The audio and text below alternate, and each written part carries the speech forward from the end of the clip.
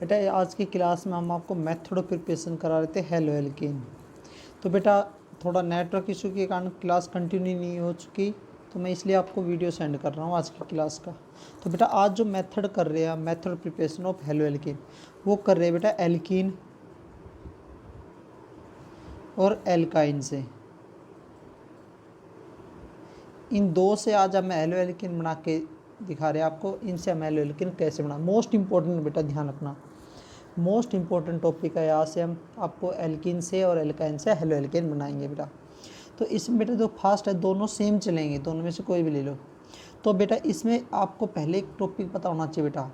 वैसे आपको लेसन बताया था, एक होता है सिमेट्री एल्कीन और एक होता है अनसिमेट्री एल्कीन।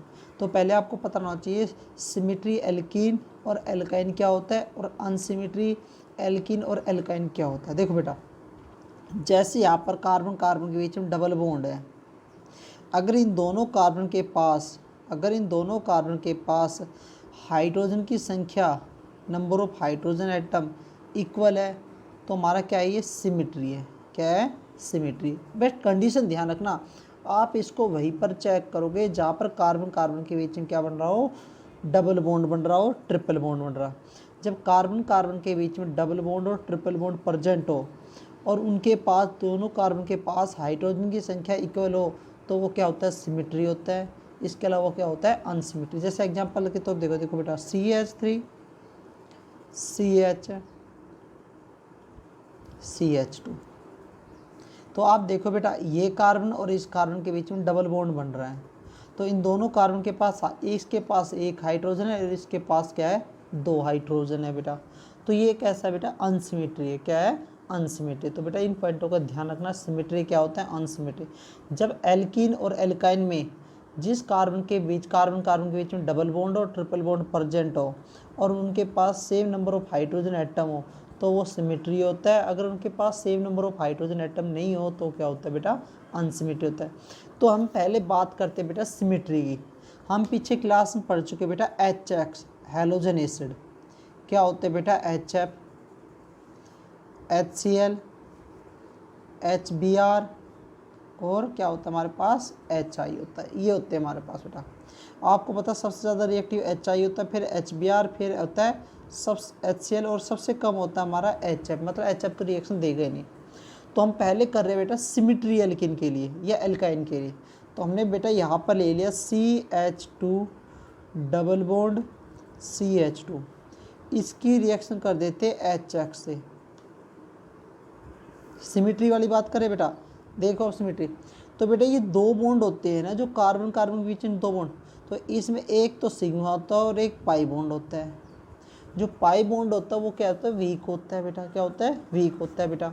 अब ये हमारा नॉन पोलर मॉलिक्यूल्स है बेटा। जब पाई बॉन्ड वीक होता है तो वो ब्रेक होगा, तो इसके एक पे पॉजिटिव एक पे नेगेटिव, किसी पे भी लगा दो बेटा। इनमें किसी पे भी पॉजिटिव लगा दो और किसी पे भी नेगेटिव लगा दो, ध्यान रखना सिमेट्री में। और यहाँ पर भी किसी पे पॉजिटिव लगा दो और किसी पे नेगेटिव लगा दो, तो पॉजिटिव नेगेटिव के पास जाएगा और नेगेटिव पॉजिटिव के पास जाएगा। तो आपका ये बन जाएगा CH3 CH2X। X का मतलब जानते हो बेटा, क्या क्या लगा सकते हैं यहाँ पर, क्लोरीन, ब्रोमीन और आयोडीन।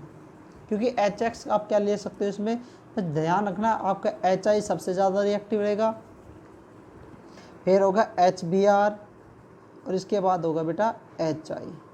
ये आपका दो रिएक्टिव। HF को मत लेना बेटा, क्योंकि बहुत लेस रिएक्टिव, तो रिएक्शन नहीं देगा। तो ये तो था बेटा हमारा सिमेट्री। इसकी जगह आप एल्किन भी ले सकते हो, एल्काइन भी ले सकते हो, कोई प्रॉब्लम नहीं बेटा। सेम प्रोसेस होगी, क्या होगी, सेम प्रोसेस चेक करना। बट जो हमारा मोस्ट इम्पोर्टेंट है वो तो अनसिमेट्री है बेटा। कौन सा बेटा, अनसिमेट्री के लिए।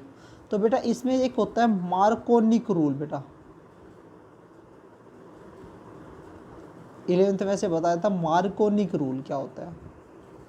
इसने कहा कि एनी मॉलिक्यूल्स, हमारे पास कोई भी मॉलिक्यूल्स है बेटा, any molecules contain negative part, कोई भी मॉलिक्यूल्स है उसका negative part goes to that double और triple bond carbon atom which has least number of hydrogen atom.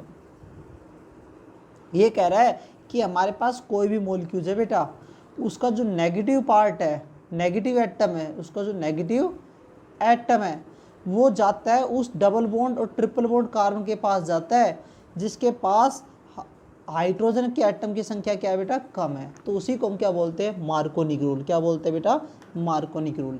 तो बेटा इसमें देखो बेटा, ये स्पेशल अप्लाई होता है अनसिमेट्री पे, ध्यान रखना बेटा, इंपॉर्टेंट है। और स्पेशल अप्लाई होता है अनसिमेट्री पे, अनसिमेट्री का एल्कीन और एल्काइन। इसलिए सबसे पहले आपको पहचान होनी चाहिए एल्कीन क्या होता है, अनसिमेट्री एल्कीन क्या होता है, एल्काइन क्या होता है। देखो बेटा, जैसे हमने ये ले लिया बेटा CH3 CH double bond CH2, इसकी रिएक्शन कर दिया आपने HX से। HX का तो मतलब जानते हो बेटा, हैलोजन एसिड। अब यहाँ पर लिख दिया मार्कोनी रूल। एक और इम्पोर्टेंट बेटा ध्यान रखना, अगर वो ऐसी रिएक्शन दे दे और आपसे यहाँ पर कुछ भी ना लिखे तो आप मार्कोनी रूल मान के चलना बेटा। आप क्या मान के चलोगे, मार्कोनी रूल को ही मान के चलोगे बेटा, ध्यान रखना। तो यहाँ पर बेटा ये पॉजिटिव और ये नेगेटिव, और यहाँ पर ये पाई बॉन्ड और ये सिग्मा, पाई बॉन्ड ब्रेक हो गया, इसके पास एक हाइड्रोजन है, इसके पास दो हाइड्रोजन है, तो ये अनसिमेट्री है। तो रूल के अकॉर्डिंग जो नेगेटिव पार्ट है मॉलिक्यूल्स का वो किस कार्बन, डबल बॉन्ड कार्बन के पास जाएगा, वो उस डबल बॉन्ड कार्बन के पास जाएगा जिसके पास हाइड्रोजन संख्या कम है। इसके पास दो हाइड्रोजन है, इसके पास एक है, तो ये नेगेटिव वाला तो कम वाले पे चला जाएगा और जो पॉजिटिव वाला वो ज़्यादा के पास चला जाएगा। तो यहाँ पर क्या बन जाएगा CH3 CH, यहाँ पर X आ जाएगा और ये क्या आ जाएगा CH3 आ जाएगा बेटा। वैसे होता है क्या बेटा, बनते ये दोनों हैं, बनते ये दोनों हैं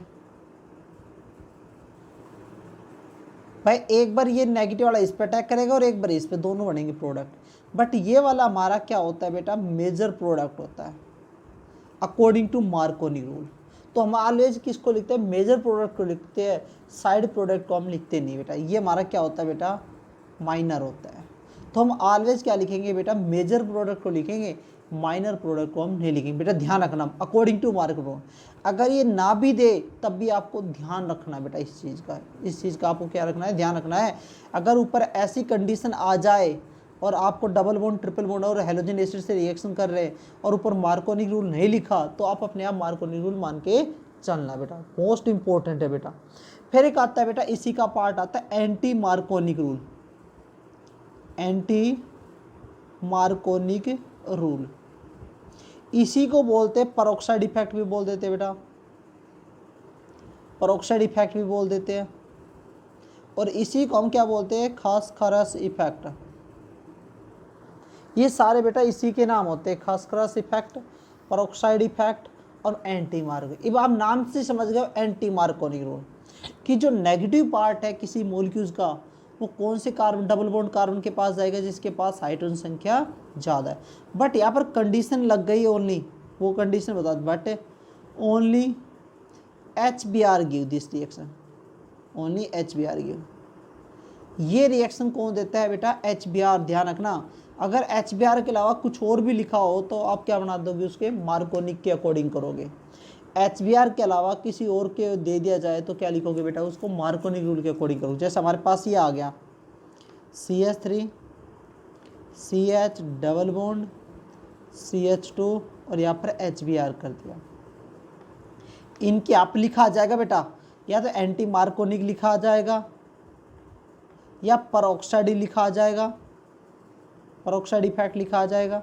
तो ये लिखा आएगा, जहाँ पर लिखा जाए तब। बट वैसे ध्यान रखना सिर्फ HBr देता है, इसके अलावा कुछ और हो तो सारे क्या देंगे, मार्कोनिक रूल देंगे। क्या देंगे, मार्कोनिक। तो ये पॉजिटिव और ये नेगेटिव। तो एंटी मार्कोनिक रूल के अकॉर्डिंग जो नेगेटिव पार्ट है वो उस डबल बॉन्ड कार्बन के पास जाएंगे जिसके पास हाइड्रोजन संख्या ज़्यादा है, तो इसके पास, और हाइड्रोजन क्या चल जाएंगे, इसके पास पाई बॉन्ड ब्रेक हो जाएगा। तो ये बन जाएगा CH3 CH2 CH2Br। ये भी दूसरा देते हैं, but according to anti Markovnikov rule ये हमारा क्या होता है, मेजर प्रोडक्ट होता है। क्या होता है, मेजर। तो हम हरदम केमिकल रिएक्शन में अपने मेजर प्रोडक्ट को लेते हैं, साइड प्रोडक्ट को हम नहीं लेते बेटा। तो इंपॉर्टेंट टॉपिक। अब क्वेश्चन आता है बेटा, ये एंटी मार्कोनी रूल होता है वो HBr ही क्यों देता है, HCl HI ये दोनों क्यों नहीं देते रिएक्शन, और HF तो पता है आपको वैसे नहीं देगा क्योंकि बॉन्ड बहुत स्ट्रॉन्ग होता है, बॉन्ड ब्रेक नहीं होगा। तो ये दोनों एंटी मार्कोनी रूल क्यों नहीं देते बेटा, इसका रीज़न ये होता है कि जब ये रिएक्शन होती है दोनों स्टेप में, तो HBr जो होता है बेटा वो दोनों स्टेप में एक्जोथर्मिक रिएक्शन देता है, और जहाँ पर एक्जोथर्मिक रिएक्शन होती है ना बेटा वहाँ पर स्पॉन्टेनियस रिएक्शन होने के चांस ज़्यादा होते हैं बेटा, अपने आप रिएक्शन होने के चांस ज़्यादा होते हैं। तो बेटा इसलिए दोनों स्टेप में HBr क्या देता है, एक्जोथर्मिक रिएक्शन, बट HCl और HI एक स्टेप में एंडोथर्मिक देता है और दूसरा स्टेप में क्या देता है, एक्जोथर्मिक देता है, जिसके कारण सिर्फ HBr ही परोक्साइड इफेक्ट को शो करता है, इसके अलावा और कोई परोक्साइड इफेक्ट को शो नहीं करेगा बेटा।